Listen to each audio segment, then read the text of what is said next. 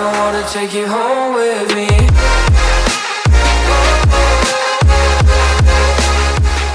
Hey guys, so I've had some people ask me, why would you buy a Red Sport over just like a regular one or like a sport version? So I'm gonna go over that. Let's check it out. Okay guys, so let's get into it. Basically, there's a couple big differences. One major difference is you get 100 more horsepower and another 55 foot-pounds of torque. So you're actually getting 400 horsepower and 350 foot-pounds of torque compared to the 300 horsepower and 295 foot-pounds of torque. But you might say, C4 Nitro, why wouldn't you just buy a regular one and get it tuned to that? Like, duh, then you would save money.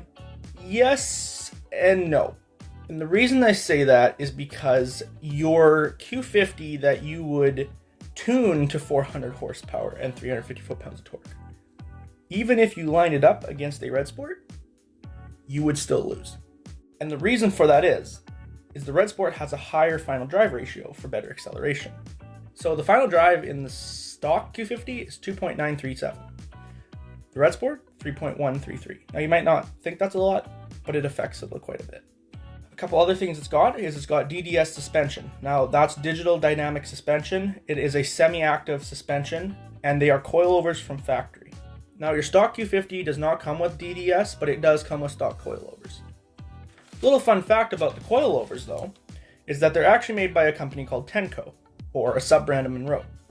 And I know some people hate on Infinities and say, oh, their suspension sucks. Unless you drove one with the active suspension, you have no say.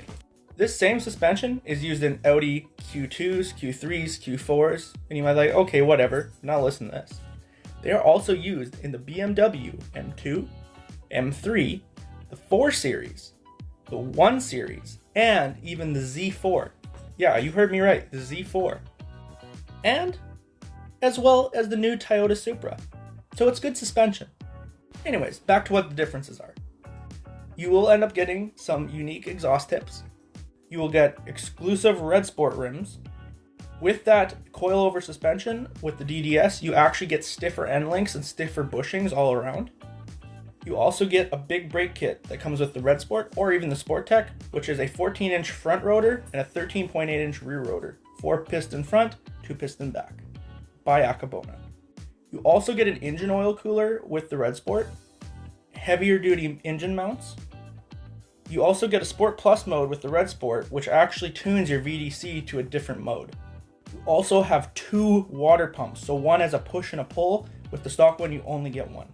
And one of the bigger parts, you get a turbo speed sensor. So this speed sensor will basically determine how fast those turbos can spool, and it'll keep them from overspooling, which actually saves the turbos more, but lets you optimize the amount of power you can put out of them. So those are just a couple things, guys. Thanks for watching.